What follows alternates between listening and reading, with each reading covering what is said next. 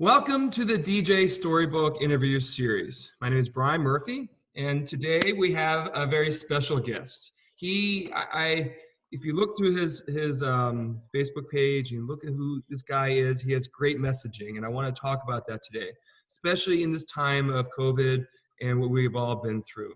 So, without further ado, Jean-Pierre Pribla. Almost got that last name. Well, I'll keep trying. Hi, Jean-Pierre. Hello, Brian. How are you today? I'm fine, thank you. It's a lovely day here. It's already 10 past 1, and they announced a rainstorm, but it's not raining as usual. You're in Italy, right? You're in Rome, right? Yes, I am in Rome, Italy. So I want to get to some of your messaging that you have, and again, yes. I really feel that some of the messaging that you have on your page and who you are is important now. And one of the messaging is so simple, but the never give up, never. Talk about that. Well, like I said before, with COVID or without COVID, a ballet dancer has many challenges in his life, and has many up and downs in the career of ballet, because you are struggling when you are young to succeed and make part of a ballet company, and that doesn't mean that you will succeed, because after the audition, often many dancers are eliminated from the audition. And the one who are accepted and they join a ballet company and they have a good career, sometimes they may have injuries. Sometimes the dance career is very tough, it's very difficult, and during that decade or the 2 decades that follows, a ballet dancer can have a great changement in his life, because you have family problems, you have some girls get married, they quit ballet because they get married. Boys, they get married, they have a family. 1,000 of circumstances can challenge your career of ballet. But in COVID, now that we are all in quarantine, we are like in prison, like in jail. So the one who have more chance, the one who are at home and they have a little ballet studio, are the luckiest one, because they have the good floor to jump, they have a little mirror, they have a little bar. But the one who are at home and they have a very little space, they have, like me, for instance, when I do my own training at home, if I do a grand battement, my foot touch the wall, the other one touch the table, and you have to take care about the furniture also, and about your head. You don't quit the head in the floor. So it's very difficult. And sometimes there are dancers who say, oh, never mind, I wait until the situation gets better, and they don't do any training. So this is why in my message I say very simple, never give up. Because whatever the situation could be with COVID, or today we have COVID, tomorrow it could be another thing, I will try to explain myself in a good condition. If instead of having COVID-19, the world would have had a World War III, the situation was worse, because we would be in a worse condition today. But we are also in a similar condition, because we are fighting against someone that we don't see any face, we don't see any expression, but we have an enemy who is constantly here around us, each one of us. Even if you are at home, you are in quarantine, the enemy could be behind your door. So we have to take care about this, because this is worse than a World War III. And this is why we have to take the precautions, wash the hands, the masks, and everything.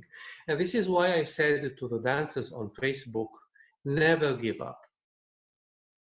It's a very simple word, but I'm trying to encourage the young dancers, the older dancers, the people who are the choreographers, teachers.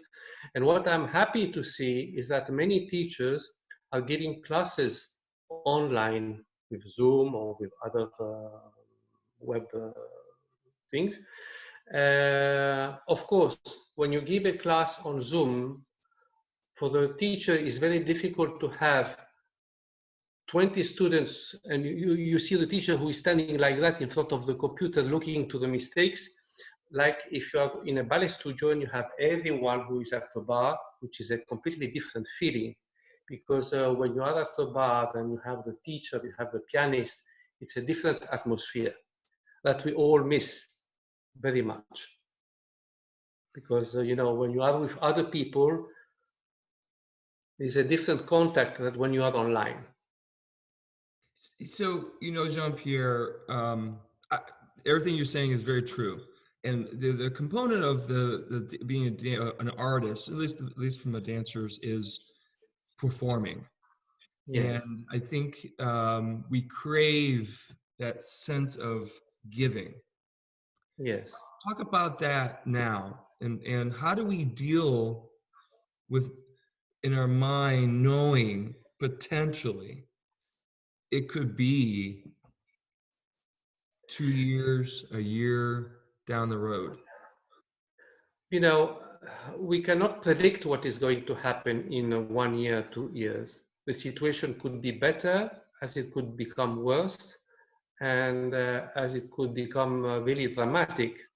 We don't know how it's going to be, because we didn't even know how this virus came out and why it came out, because some people say that it comes from a laboratory and it doesn't come from a disease.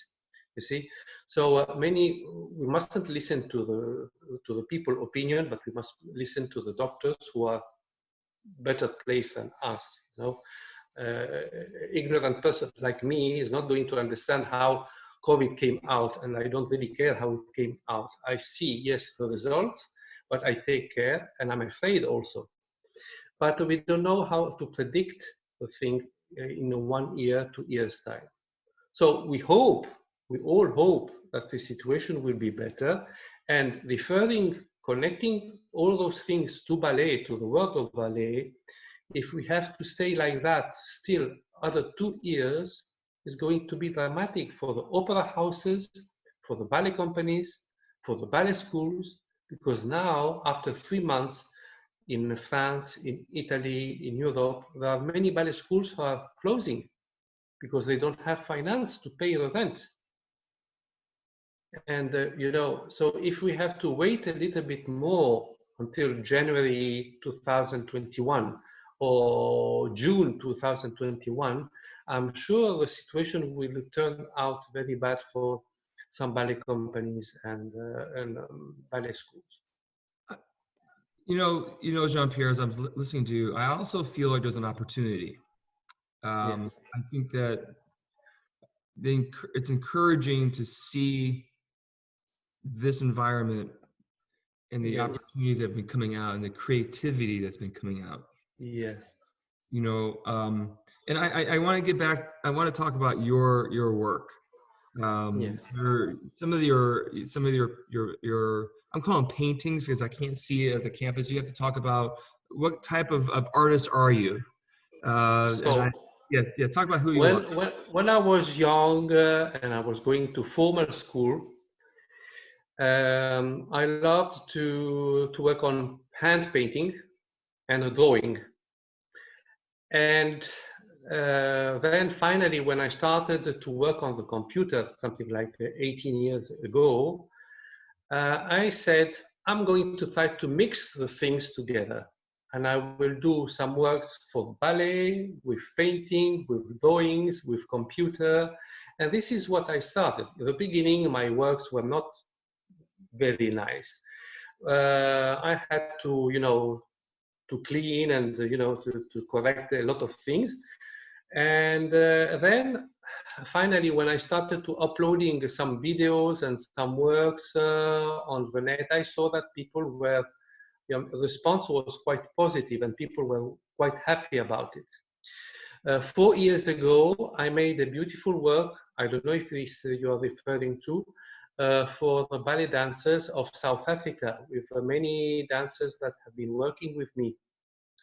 And I made a beautiful video and mixing the painting, the frame painting, and putting the dancers on the painting, like copy and paste, That's kind of So cool. I put, for instance, on Facebook, you have a wonderful ballerina. Her name is Analia Fatfan.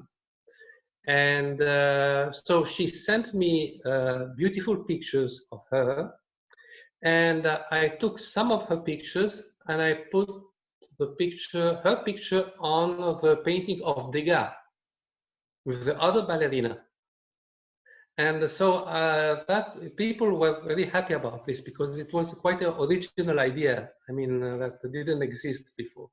And I made all this for the Pact Ballet people and also for many other dancers. And many people, they asked me, do you want to be paid for this? I said, no, I don't want to be paid for this. I do this because I love ballet. I am in the world of ballet, even if I am retired. Teacher and choreographer. But I think that for ballet, you have to dedicate yourself. Ballet is not a financial business. It becomes a financial business when you have a ballet school that you have to pay, students have to pay a tuition. But when you do something it comes from your heart, you do it with your heart, and you do it for the world of ballet because you really love the artists who are on the other side. You mustn't love only yourself and your work, but you must also love other people. I agree with that, Jean-Pierre. And Yes. and if you look at your work, what you were, and people need to go on and I'll maybe if you have a website when we get done with this, Jean-Pierre, if you have somewhere I can get people to guide, because what I see here is eyes. It's the eyes. And it's so now that we're wearing these masks, Yes. eyes are so prominent in our societies now. It's like in ballet. When you do a ballet class or you do a ballet variation, even if you do a ballet variation with a mask, we must see your expression. And the only way to see the expression are the eyes. Because through the eyes, we can see if you are happy, if you are angry, if you are sad, if you are crying. Of course, the rest of the face is very important, but the eyes are the most important. You see, the eyes expression, I just pointing this. I took this notation from many movies. Mm-hmm. Because in many movies, you will see, especially the old one, like Charlie Chaplin, and also the modern one, they focus the eyes expression very much. So and I think that we're going to be more, I think our societies, and we're going to be noticing that more. I want to finish this up, Jean-Pierre. This has been great. And I think I want everybody to really listen to what you've said. And it's important now, but I want to read more of a recent post that you had and then touch on which this. one? Because I said so many things that I don't remember. I'm going to read it. I'm going to read it now. Okay. And then it has I'll read it, and I want to finish this up, and you can touch on why you put this out there, and okay. I'm going to read it.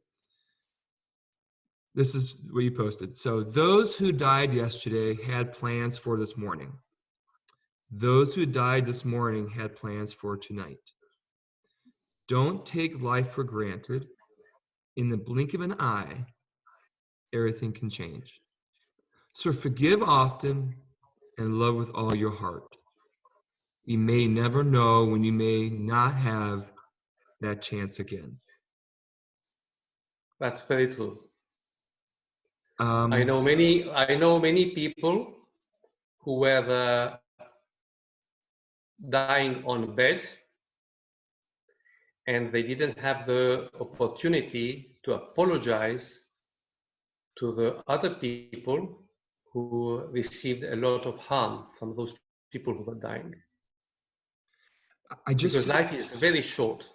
well, I think that we are all looking at that much more in the forefront than we did Yeah, 6 months ago. Now, yeah, and we can't ignore that. We have to understand that's what's happening. We see it on the news, we hear, but this is what it is. And if we understand what it is, then we can say, we can go forgive or whatever it is that we need to do to put ourselves in that positive, in that place of, in that loving place. And that's important. And it's very what's also important, Jean-Pierre, is our conversation from worlds away came so close to here, which was actually really important. It's very important because you are in United States. I am in Rome, and I see that you are doing also conference with other people who are around the planet. And it's very important to know each other. You know, this opportunity of COVID is approaching many people much more than if COVID wasn't existing. Because if COVID wasn't existing, I don't think you and I would be on a conference today. I agree. So with that being said, Jean-Pierre, I want you to actually say your name, your full name, because I want to make sure everybody gets your. I did try, okay, I did, but I think it's important that everybody hears your full name. That way, I can say. My surname is quite difficult to pronounce because in many different countries that I have been through, some people they couldn't pronounce correctly my surname. They were pronouncing instead of Pribilois, they were saying mobile oil. Interesting. Some others were saying Pribolis instead of Pribilois. You know, but the name is very simple. If you cut the name and you say Pribil, Pribi? wa, Wa. wa. Pribi? Very Wa. simple. Ah, yes. And you connect the two together. You see, Pribil, I love wa. that. So I'm going to give them one more shot, and I think we're going to be done. It's like a Batman frappé, you know, Pribil, wa. That's it. So I want to finish this up and I feel like we've become friends, and I feel like this is an important conversation. So everybody who is listening to this or watch this, can go back and listen to it again. There's a lot of good messaging in here. So thank you for everybody for watching DJ Storybook interview series. This is Jean-Pierre Pribois. Oh, close. Okay. And please go. I'm going to try to give me a link if there's any work that we really want him to see, people to see. Go on his Facebook page. If you're not friends with him, please friend him and check out his work. It's very impertinent now, the messaging he has. Thank you, Jean-Pierre. I appreciate it. Thank you, Brian. And thank you, everyone who is watching this video. I hope they had a lot of fun. It was a lot of fun. So thank you very much, Jean-Pierre.